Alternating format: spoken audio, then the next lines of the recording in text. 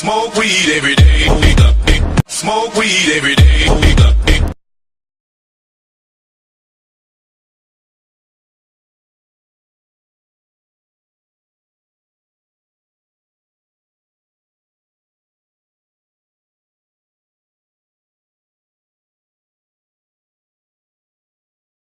Hello! Today we are going to make an experiment where the usual candle will burn underwater.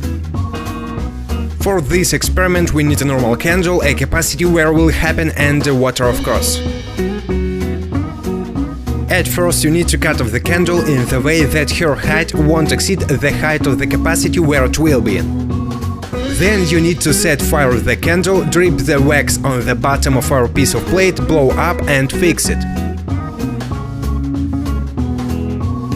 Now you need to fill up the capacitance with water. The water must be a bit lower than the end of the candle.